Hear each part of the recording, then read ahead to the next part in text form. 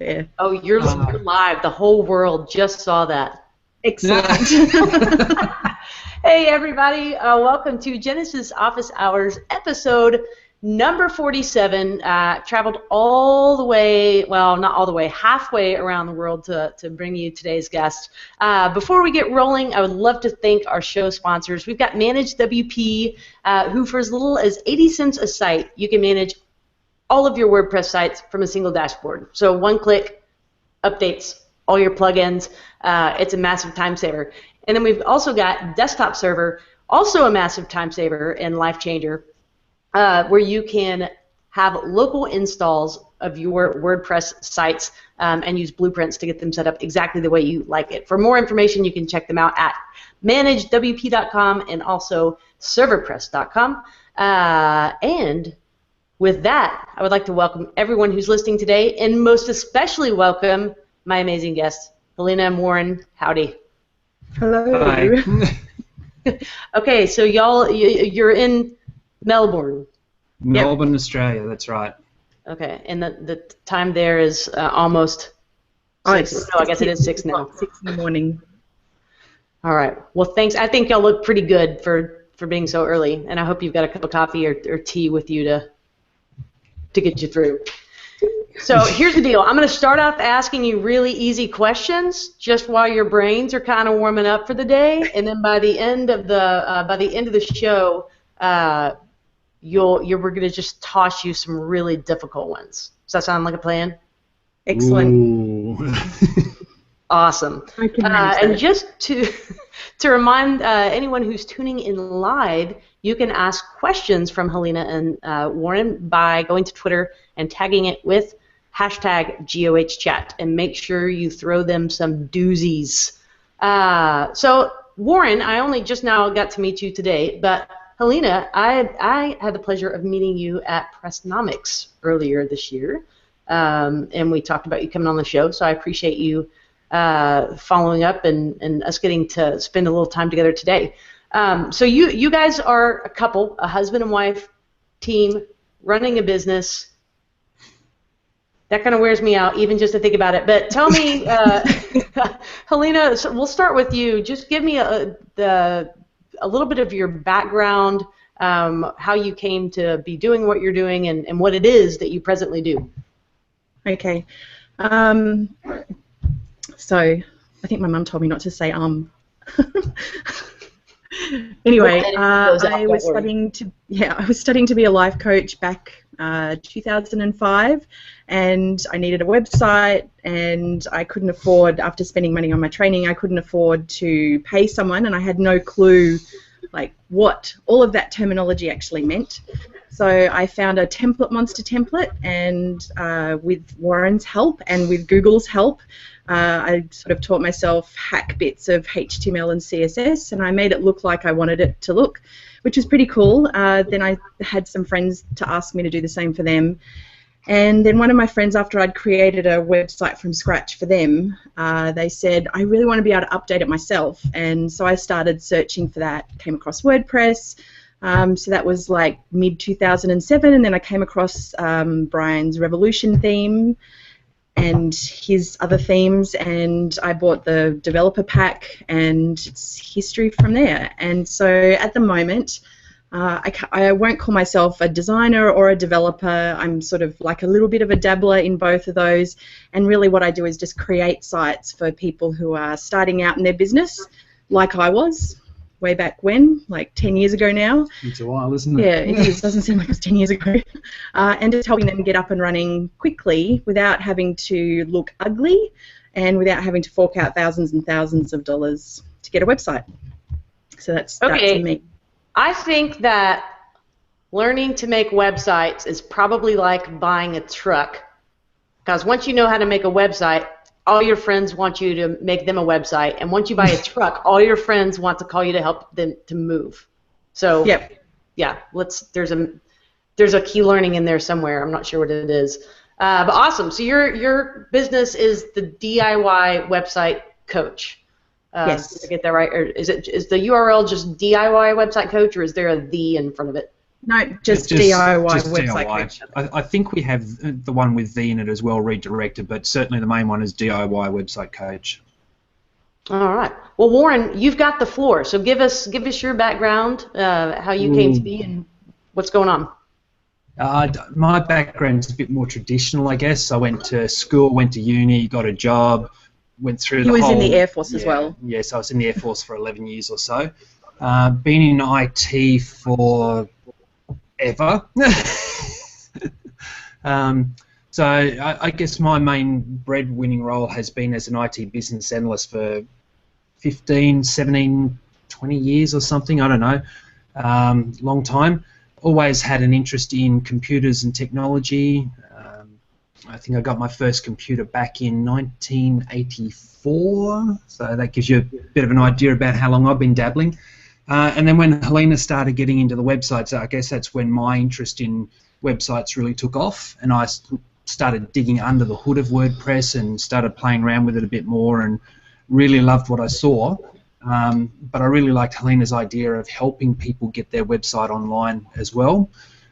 So we did websites, and then I guess what happened over time was we found that the websites we delivered didn't go anywhere, even though it's on a content management system. People weren't updating it. So we started including training when in the delivery.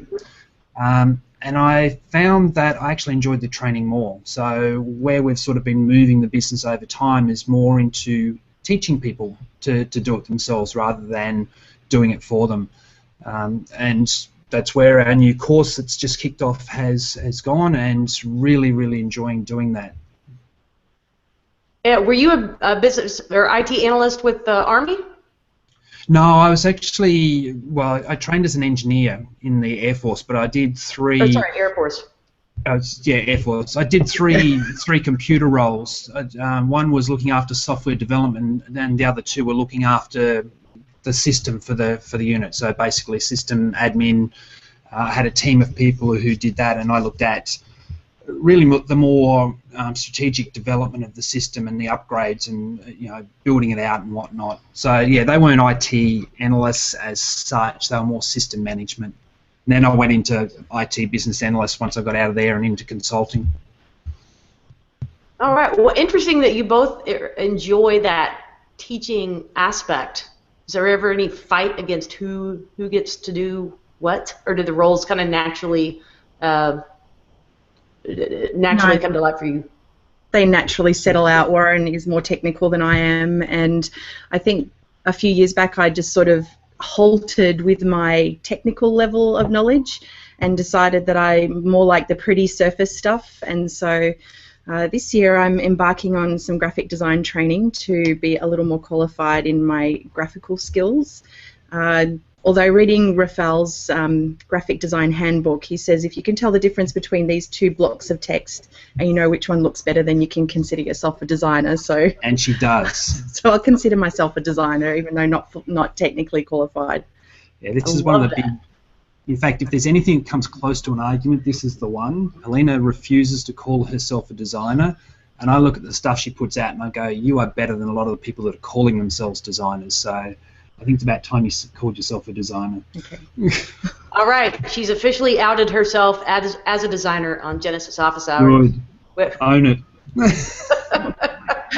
Own it.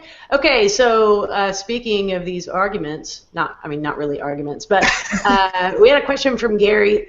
Excuse me, I just get choked up even thinking about the question I'm about to ask. Uh-oh.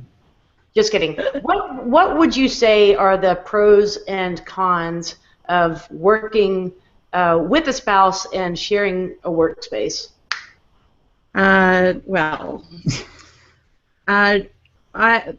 Look, there are lots of people that say, oh, I don't know how you can work with your husband, and to be honest, obviously Warren's been in a full-time job for as long as we've been together, except for little spaces here and there where he's had time off in between contracts. So, it's not like we've been spending all day, every day together, but the last week and a half he has been, his last contract finished 2 weeks ago, so he has been home and also hanging out at a co-working space around the corner from us, which has been good.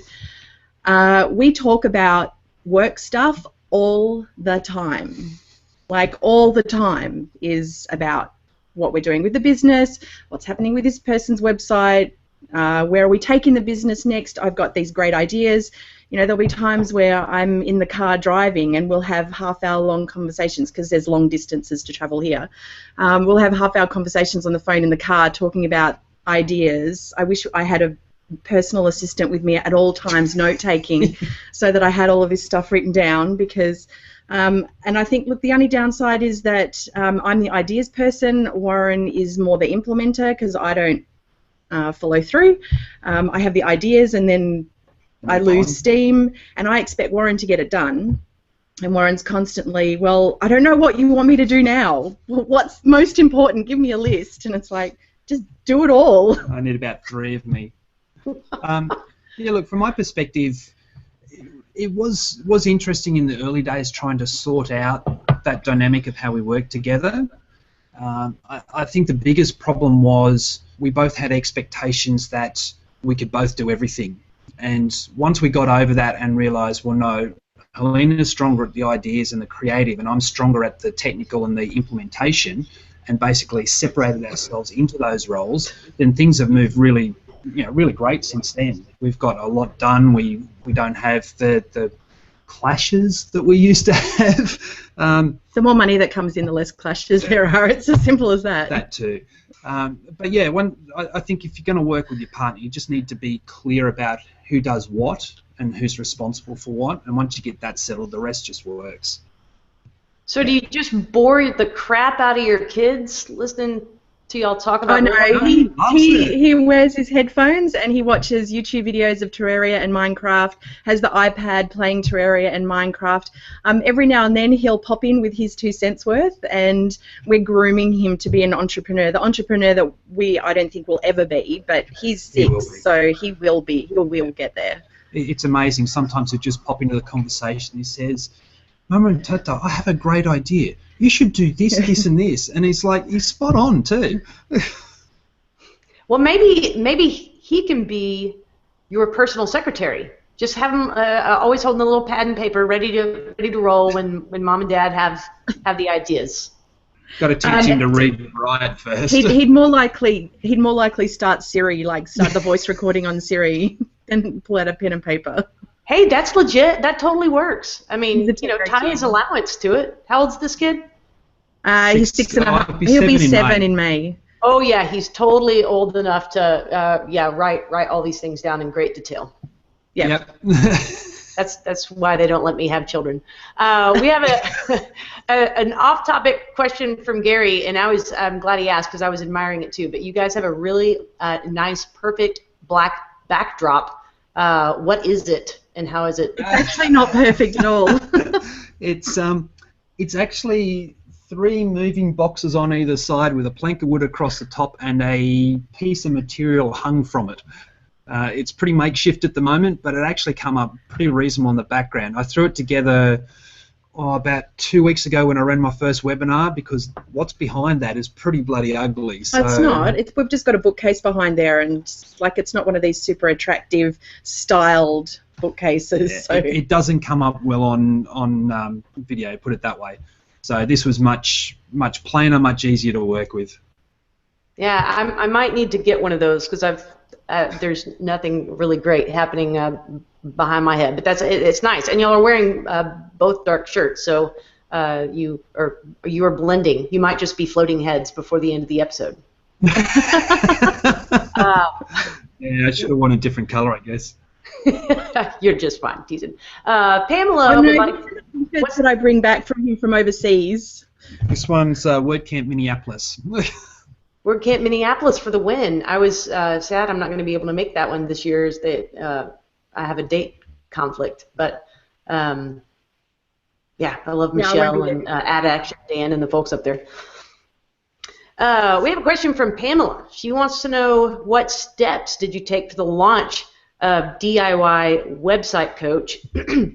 And I'm going to take it back even a little bit further.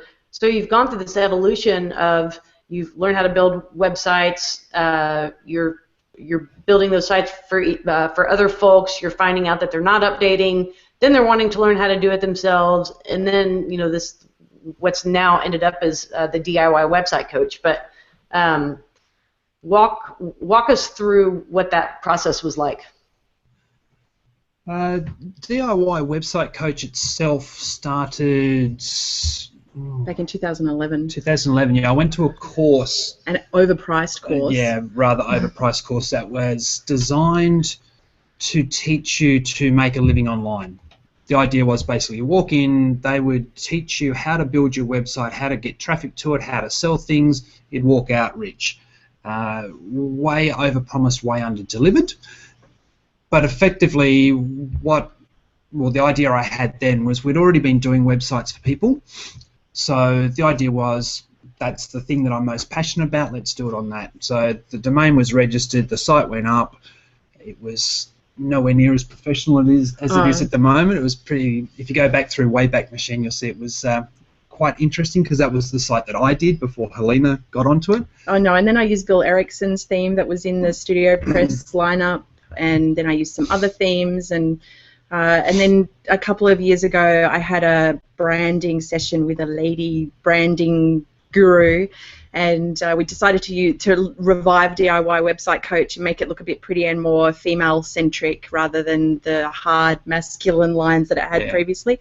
Which was the market that we were starting to attract, and really the whole thing just evolved. I mean, I started off DIY Website Coach to serve the people that were coming out of that course that weren't getting what they wanted to get and help them sort of move forward. And over time, and especially once Helena joined B School, we found that we had more and more women entrepreneurs coming in, and the look we had was just not matching it. So we've just evolved as, I guess, as we've gone along. We've tried things. Some work, some didn't. We've attracted a certain market, so we've started to then work with that market and pitch ourselves into that, rebrand ourselves into that, and just really went with the flow, I guess. I'm hearing an important detail that, and that is, it has evolved. You launched with something, you've rebranded it over time, tweaked it, and it's a continual process of evolution. And we're still doing it. Yeah, and I think there's this feeling that if you're going to hang out your shingle, that you've got to go full blown and launch with 100 blog posts in the bank, and all of your content ready to roll, and your design and your brand, and I would say probably just getting something out there is better than nothing, and then like you guys, growing it over time. Oh, I totally agree. Yeah. Totally agree. And look, that's exactly why we launched the course. Was we found too many people were stressing too much over, who is my target market? What are my products? What do I want the branding to look like? And the site was just never getting launched. And it's like, guys, you've just got to get online with something where you are at the moment. Make it look professional by all means, and get it out there, and then see what flies and what doesn't fly. Adjust it and keep moving. Because you can spend the next 6-12 months tinkering. You could spend the next 6 to 12 months planning, trying to work out who it is and what it is, put a website up in 12 months and hear crickets, and if you'd just put something online in the next 4 weeks with what you think you're doing, by the end of 12 months you'd be in a really good position. Just going to throw some random ones at you. We got some good questions coming in. Devinder is asking, what's your core business design development training, or in your core business, where does Genesis fit into that? I think our core focus now is moving into the training. We're sort of petering out the website, creating websites, although I am building another sales page and refining the offering again, just to sort of take us through until the course gets big enough to support all of what we want it to. And Genesis is the only thing that we've used, and it's what we train on as well. We're not up for doing multiple different themes or frameworks or other things. There are some nice things out there that I would like to have a play with. The flagship, Ryan Sullivan's theme, the photographer one, I did suggest that to a client for her photography website that I'm redoing at the moment, and she said, oh no, I'll just stick with the Genesis one, and that's fine. I'm happy with that. I'm 100% Genesis down the line. Yeah, we've put a lot of effort into learning Genesis. We've come along the whole ride, right from Revolution, I guess. So, all our effort is invested in learning how that framework works and how to make the most of it. So it's not, there's nothing there that we're going, oh, hang on, it's limited or anything. So there's no reason for us to go anywhere else. We're Genesis right down the line. All right, Genesis teetotalers. There you have it. Do not be persuaded. I will say that. Turn down clients because they don't want to work with Genesis. We say, well, that's not us. You need to find someone else. Yep. Totally makes sense. I mean, you go with the focus and let other people focus on working with something else and refer them if you need to. Yeah, definitely. Let's see, another question from Jackie. She wanted to know, do you help clients with the branding and the logo and the content? No. Like Helena will do very basic colours, typographic logo, that sort of thing, but in terms of full-on branding, no, that's something we outsource. And the same with content as well. If they bring their content to us, then we'll put it into the theme, and I've got copywriters that I can refer people to, but that's not our core. That's not where our focus is. Our focus is in getting the actual site up, and then we've got enough people that we can call in to do branding, to do basic graphic design, copywriting, and SEO, and it sort of all comes together as a package. Do you guys have employees, or do you just subcontract out as needed? Just us. I employ him. Yeah, pretty much. We've been down that path a couple of times, especially while I was working full-time and not having a lot of time to do some of the stuff. We tried doing the outsource path. We never went fully to having our own full-time employees, but we just found that it's not for us. I mean, I know a lot of people work really well with outsourced teams, but we find that by the time we brief them on what we want, correct them on what comes back, and play around, it was easier just to do it. Especially at the level we're playing, it's not the super high-end website. It's really customization, so it's the sort of thing that between us we can handle. And we want to travel more, so I'd rather not have other people that I need to be responsible for. If it's just the three of us and our laptops, then we're all good. Love that. Yeah, there's definitely a flexibility when you don't have employees. I don't want to be responsible for anyone else's paycheck at this point in time. I'm doing good to make sure I get one. Exactly. Yes. So, wanted to talk about something new that you guys just put out here very recently. It's called The New Solopreneur over at thenewsolopreneur.com. Tell me about it. I'll let either one of you take it. Yeah, okay. So we've been talking about doing courses for many years, I guess, and it'd always be, we need to sit down and we need to map it all out and we need to create all the content, and every time we looked at it, it just got too much work, and so we'd go away and we'd build some websites, and we kept revisiting, and finally Helena at the start of this year said, that's it, we're launching, do it. Do whatever it takes, we're launching. No, it came out of Pressnomics. Oh, like the very first presentation on the first day, and I can't even remember the gentleman's name, but when he said that in their company they take the 30 days off and they focus on something completely different, they put everything else on hold, and after I heard that presentation, I'm sitting there on a message that said, this is what we're doing. We're taking February off. Clean up as much client work as you can so that we can just focus in February and get this course out there, because we've been talking about it for 2 years and it's taken this long to get it happening. So yeah, it was a whirlwind ride. It was basically, we sat down and we mapped out the scope of what we wanted to cover, banged it into some modules. Helena whipped up a sales page and I started doing webinars and we launched, and there wasn't any great process behind it. It was just, we're doing it, what do we need to do next, and we just did whatever we could to get it out there. Warren's been coaching with Troy Dean for the last I don't know, 6 to 12 6 to 9 months. months, yeah. And when Warren told him that we were doing the course, he was very impressed because we were doing it minimal viable product way and sort of like doing it on the fly rather than thinking that we had to have all of the modules and all of the course material written before we actually launched. So we're flying by the seat of our pants. We priced it at a point where we told people it was a pilot program and that we were going to be wanting to get feedback from them. And so far, we're only one module in, and we're still taking, there are still some more people coming, and we're still taking people up until the end of this week, just because the first module was just doing domain name registration, hosting, and installing WordPress, so not the right way, manual install. Yeah.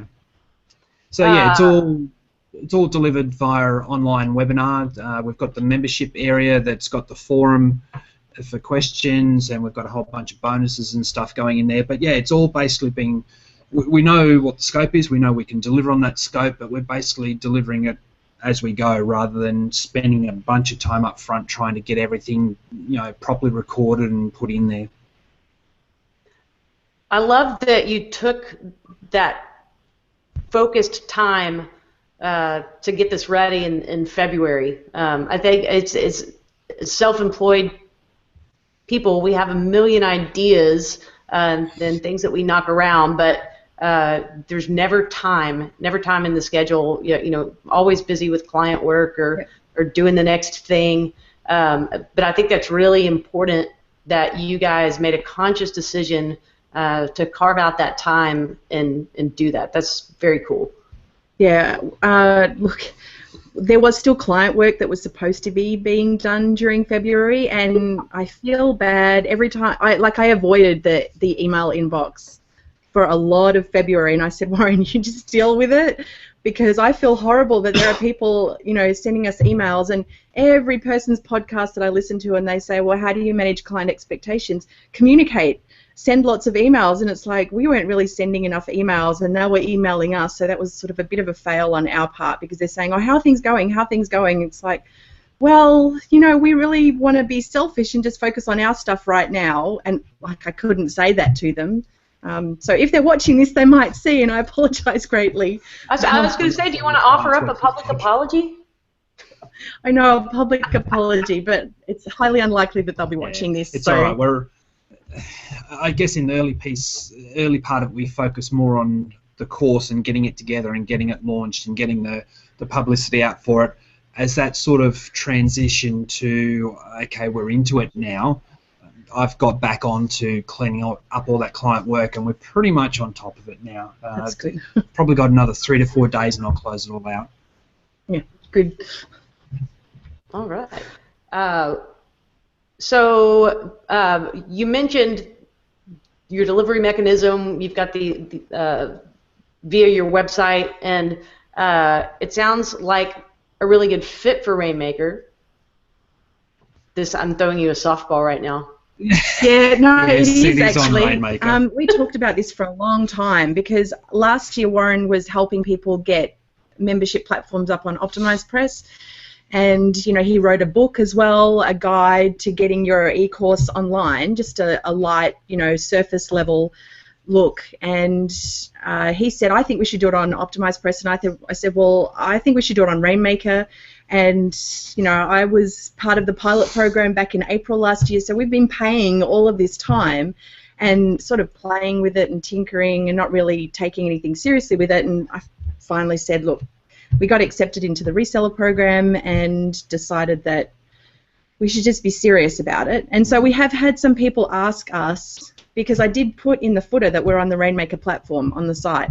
And so there have been a couple of people that have asked us and said, well, you're teaching a DIY course, yet you're on the Rainmaker platform. And, well, yes, we've still got other websites that are on regular self-hosted WordPress, and we're using Rainmaker as the delivery mechanism and the holding place for all of our content and our membership areas. So they're separate. And look, I don't think it's really an issue. I think the path still is that if you've got a new idea and you want to get out there, you need to get out there quickly, and self-hosted is a great way to do that.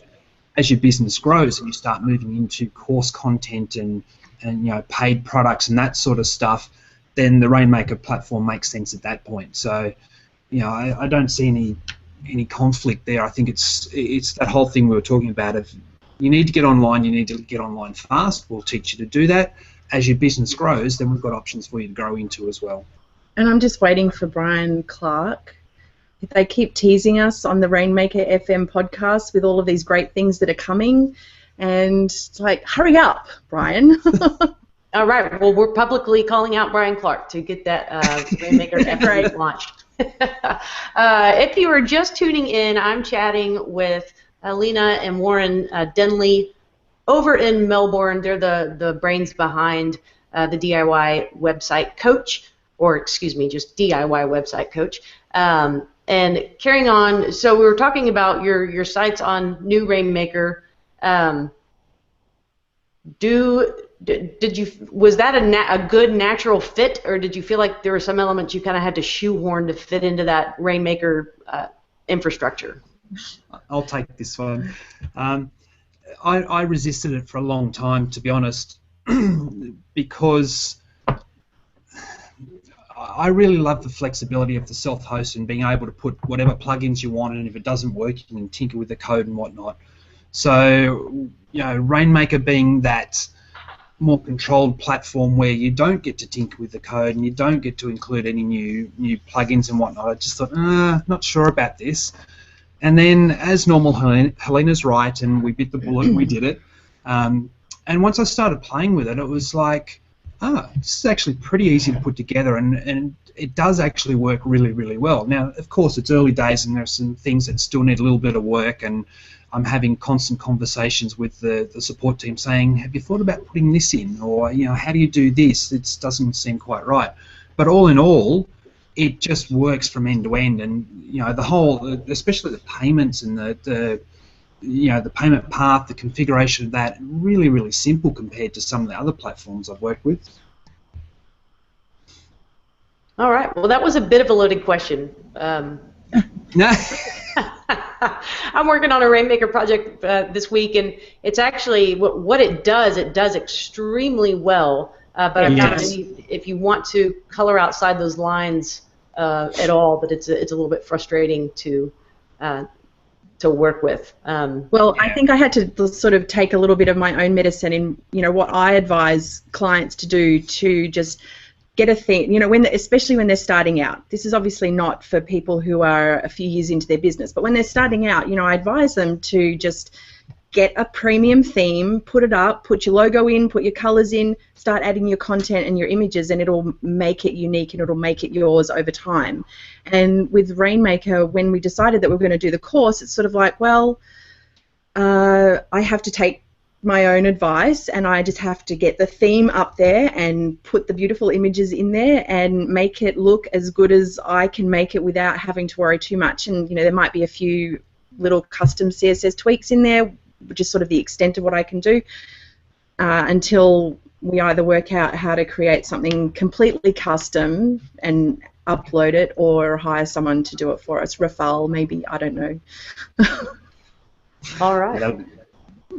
I've got a great question from Mike. He says that he would love to hear some of the ways that you've promoted New Solopreneur, and what have you found to be the most effective so far?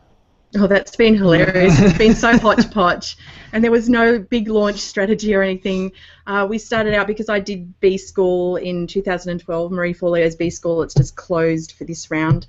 And so I belong to a few different B School Facebook groups, and so for the first webinar that we did, I basically was putting posts out in all of those groups that I belong to let people know. And there are lots of DIYers in there, so there are lots of people who don't want to pay the money yet to hire someone to do it for them, and they're happy to give it a go themselves.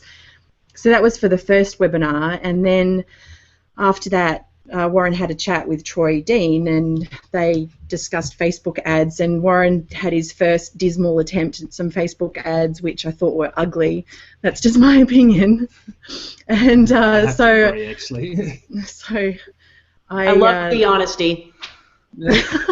So I created some new advertisements for him and put his face in them so that people would connect, and So we got a decent, a couple hundred extra people on our list from advertising that on Facebook, and we got more likes on our Facebook page, and we had people joining the webinar, some more sign-ups.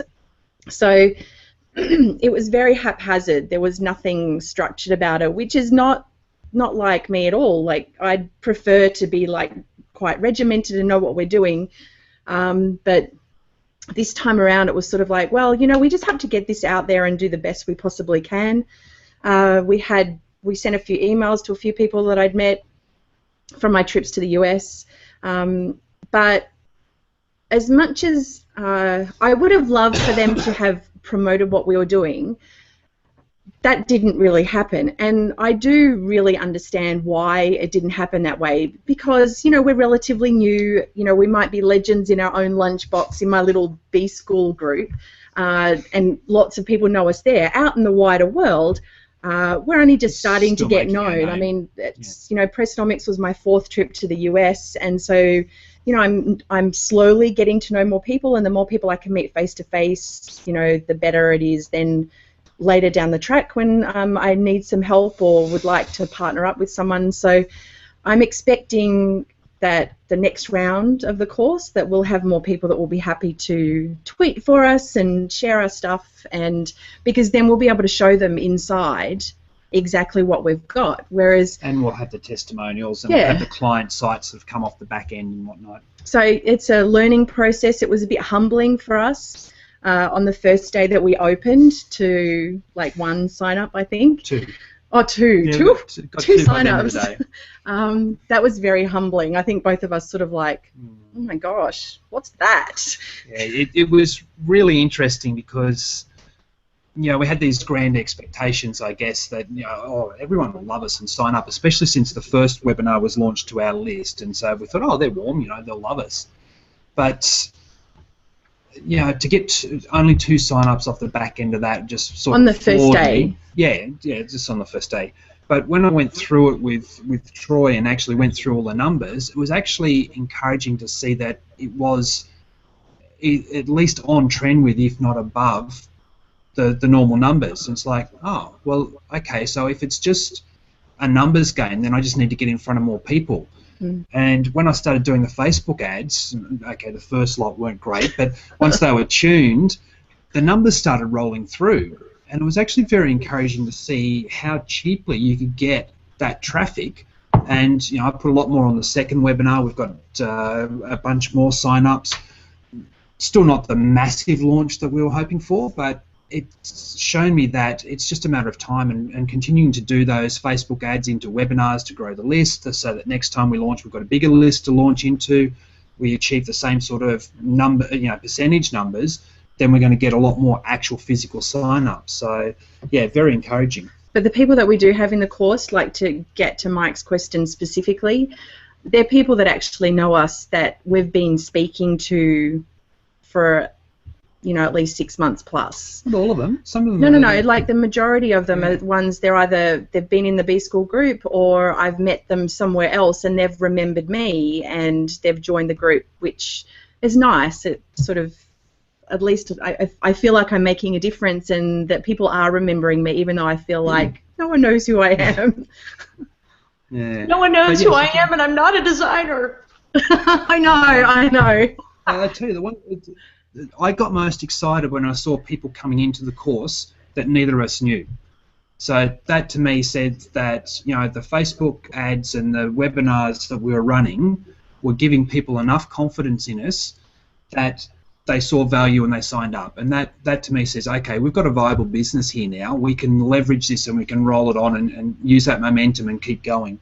Because while it's nice to get people and people you've touched before coming in, it's amazing feeling to get people that you go, who are you? And you trust us enough to teach you. Great. Yeah, without even our picture on the sales page or much about us at all, because I just kept within the confines of the theme and just filled out what space I had to use there. So that's I know the feeling that is when I launch my themes. It's fun to see people that you know and that support you, coming. They're coming through on the sales. But it's a really cool thing to see a complete stranger's name on a sales receipt, and just like you guys said, to think, all right, somebody, it's passed the quality test or the perceived test of being a good purchase, and that is, you're right, it's extremely encouraging. You hit on something that I wanted to follow up on, and you mentioned, it's at the end of the day, it's a numbers game, and you're turning a percent of people that you get out in front of. With the Facebook specifically, is that because you already had such heavy involvement in those Facebook groups that you decided to go the Facebook ad route, or do you feel like that the crowd that you're targeting, that's where most of them are? No, I think it's both. Well, I mean, Helena's got a great Facebook presence, and she spends a lot of time on Facebook and has built a great following there. Me, not Way so too much. Yeah, me, not so much.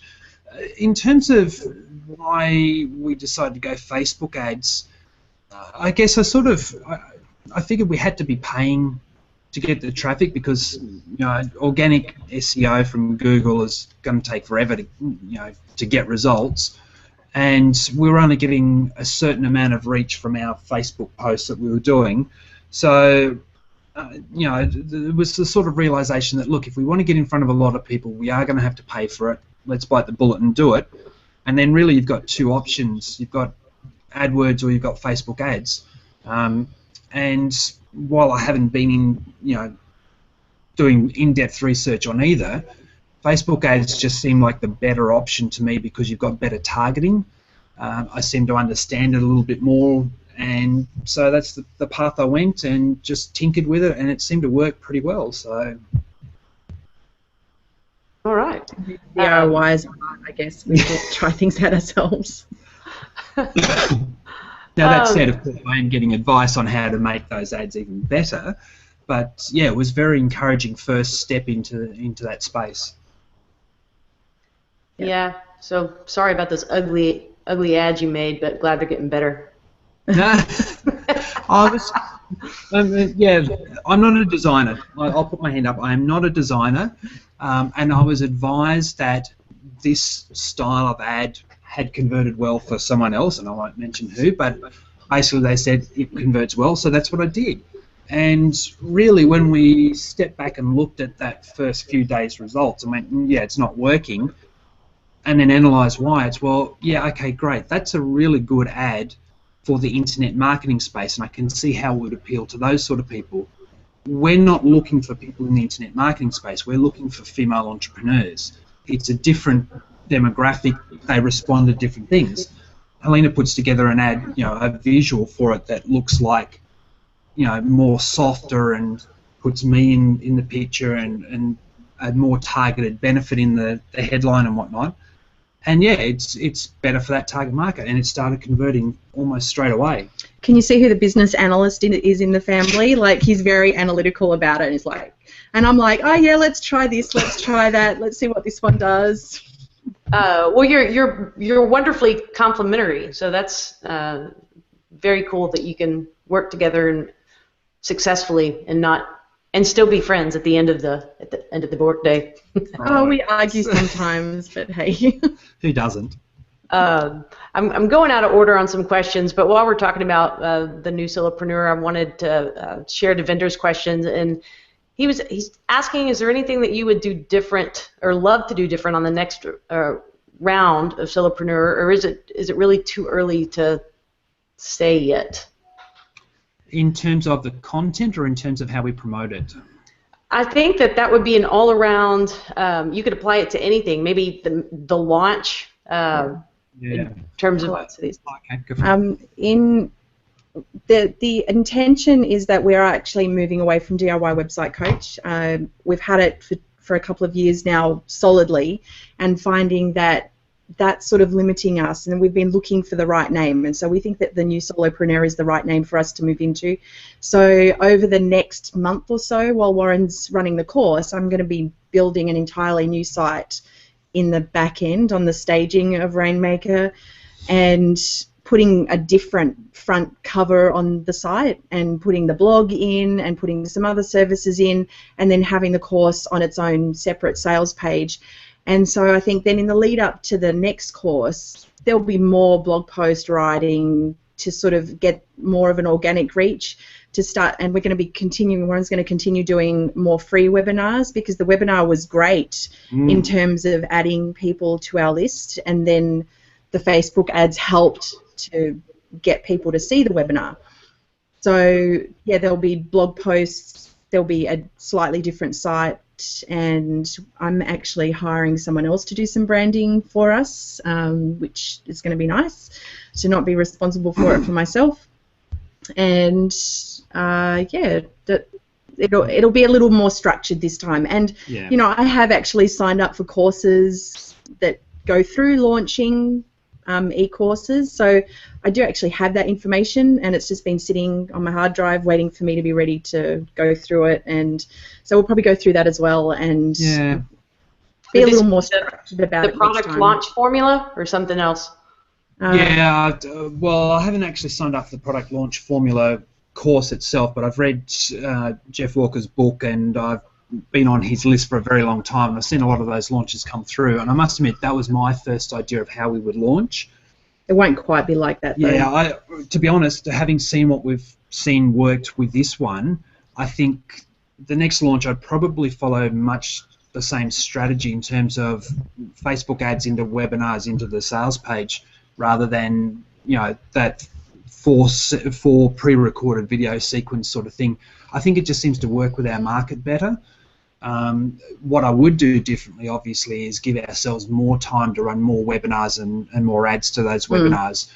I think it was just, we really did condense things a heck of a lot. Now, you know, that was a good thing, because it forced us to get off our butts and actually do this that we've been talking about for years.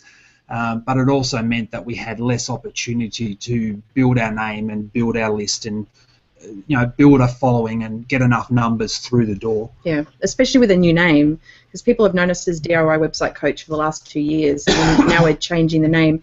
And we haven't really announced, like I haven't sent an email to the list yet, because I want to wait until I've actually done the new site. And then when we've got blog posts over there and we put the redirect in place, then, you know, I'll announce it formally that that's what we're doing. Love it. I love your story of evolution, of throwing things out there, seeing what sticks, and following a course. You guys are doing it.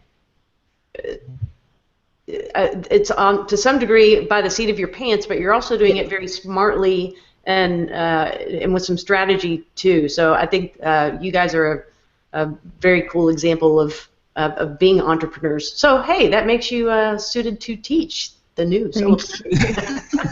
Had a question. Actually, because sometimes we wonder. It's like, you know, I feel like an amateur on most days, I have to say.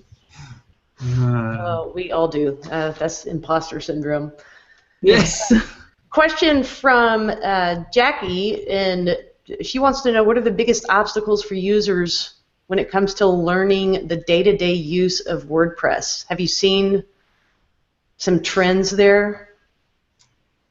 To be honest, I think most obstacles are just in people's heads.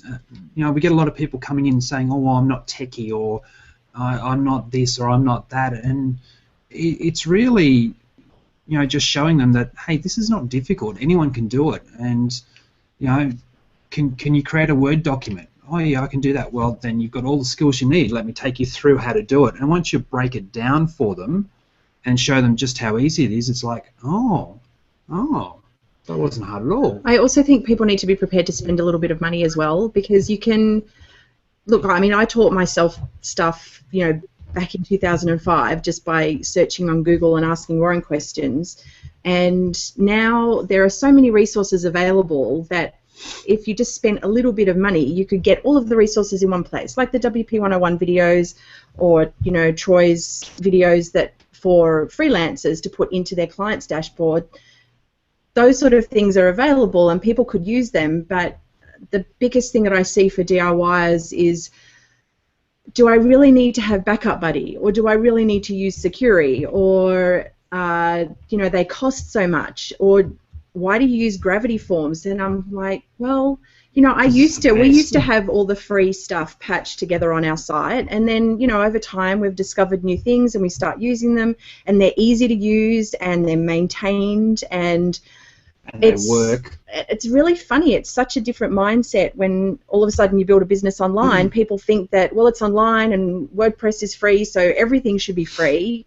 But then I look at, bricks and mortar business. My sister bought a tanning salon like 7 or 8 years ago, and she paid $140,000 for the business. Still had lease payments each month.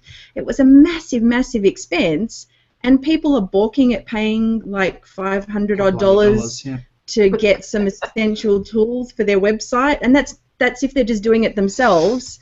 And then they still balk at potentially paying $1,000 or $2,000 to get a startup site, let alone anything higher than that. So yeah, and again, that's part of why we're looking at moving from DIY Website Coach to the new Solopreneur. DIY Website Coach has tended to attract that really bottom end of the market where people are, I have to do everything myself, and I've got no money to spend, or I don't want to spend the money. Whereas we want to move into that space where it's people who are trying to build a business and recognise that they are going to have to spend a few dollars to do that properly.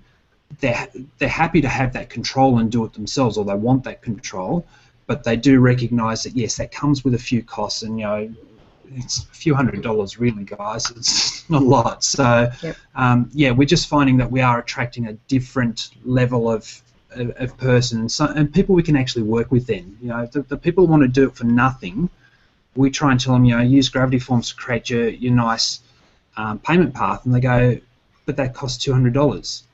And it's like, well, if you're not prepared to do that, then we can't teach you the nice, easy way to do it. I'm not sure how we can work together here. Whereas, the people that are looking to create a business are like, oh, $200 to create a payment path. Great, I can be selling tomorrow. Let's do it.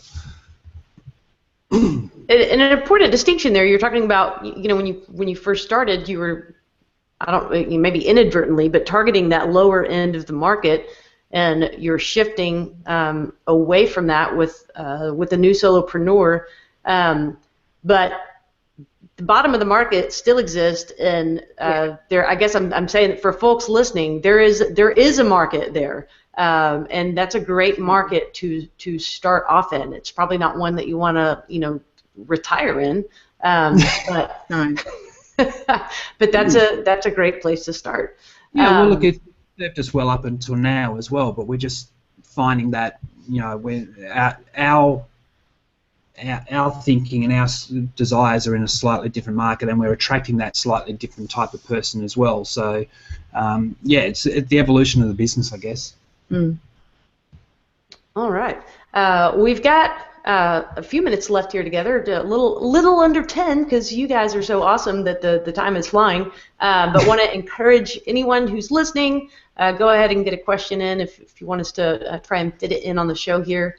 And also, if you enjoy this podcast, you can head over to iTunes and leave a nice review. Also, I would love our sponsors today. We've got Manage WP, which you can access, manage, update, do all your backups for all of your WordPress sites from a single WordPress. Whoa, I just flubbed that. From a single admin page. If you like them, shoot out a tweet to @ManageWP and just tell them that you love them. And same for Desktop Server. If you have ever saved 1 minute with them, please check them out and send them a little tweet with a little love. Okay, so we've got a question from Devender. Man, Devender, you're throwing some good ones out today. Your pricing for your course, how did you just did you work backwards from some numbers that you need to make and kind of backwards engineer it, or did you just throw spaghetti at the wall? And no, it was more we sort of looked at the scope of what was in there, and we thought about what would represent good value for that, both in terms of if we're going to put all this together and present it, obviously we want a return, but also from the point of view of someone purchasing it, would that make sense for them to pay that much for what we're telling them they'll get? And at the end of the day, it was, finger in the air, let's try that. Yeah, and also, like being in B School as well, I see what courses other people are putting out, what price points they're putting out, and obviously different price points. At a lower price point, if I had it under $100, then it attracts a certain type of person. Once you start increasing from there, getting up to the 1,000 mark, it attracts a different type of person. And I had to be mindful as well that people would also be looking and saying, oh, well, I could go overseas and outsource a website for $100. Why would I pay like $397 or $497 to do a course when I can just get someone else to do it? Well, yes, you can go overseas, and I think every one of us have got stories about the types of sites. There are some good ones that come from over there, and I'm not saying there aren't, but then there are also some disaster stories that we've had to fix. Disaster stories that people haven't known how to work with an outsourcer, and I admit I don't really know how to work with an outsourcer either. All right. Well, we're gonna. I had a big question, but I think it'll take more time to answer than we have. So I'll skip that one. I can answer it quickly. What's that? I can answer it quickly. I can talk fast. Okay. Well, here's my curiosity. How have you found working in Australia? And this isn't necessarily a work question, more I guess in terms of WordPress community. But yep. Do you find WordPress to be terribly U.S. centric, yes. Or do you feel supported? Or go. There is support here, and I'm actually one of the organisers of the local WordPress meetup in Melbourne. So we have a smallish group that are interested and meet and whatnot. But yeah, from what Helena's saying with what she goes to the States, it's nothing like it is over there. It's a really little community here. Yeah, it is. It is very little. The first time I went over for WordCamp Chicago in 2013, and I was seeing all of these names of people that I'd only ever seen on the internet, and it was a bit starstruck. But like when you met me, I mean, let's be honest. Yes. I know. I got to meet you. Too. I know. Oh, sorry. No, Go ahead. It's completely different. We're little over here. I mean, we have one WordCamp a year. The US has 1 million WordCamps a year, so well, it feels like it anyway. We're just so tiny here, and it is a long way to travel. But guys, like, we will welcome you over here any day, and it takes the same amount of flying time to fly this way from the US as it does for us to fly over there. That is no way. That cannot possibly be true. You're Warren. I know. Oh, all right. Well, I appreciate you guys so much being on today, and let's folks know where they can find you. Helena, where do you hang out online? You can find me on Facebook mainly. I'm always on Facebook, but I do hop on Twitter every now and then. I'm at Helena Denley. And our website is DIY Website Coach, and also thenewsolopreneur.com as well. And Warren, you can find Warren at Warren Denley, but he doesn't tweet. He's got too many. I'm the taskmaster, and I'm cracking the whip. She doesn't let me on social media. He's got too many other things to do. He is too busy doing your bidding. All right, so yeah, that's it. If you want to get me on social media, probably Facebook is the best place to find me. Well, thank you guys for coming on and sharing your wisdom, and you guys have done some great things that I think are worthy of emulation, just in terms of trying things out and being willing to take those risks. And wishing you much success with the new solopreneur. Thanks everybody for tuning in and listening. If you're listening to this later, well, I'm still glad that you bothered to download it and listen. If you want to be sure to get reminders of future episodes, you can go to carriedills.com/subscribe, and you'll just get one little weekly reminder for this. All right, until next week, we'll see you. Thanks, guys. Bye. Thanks, Carrie.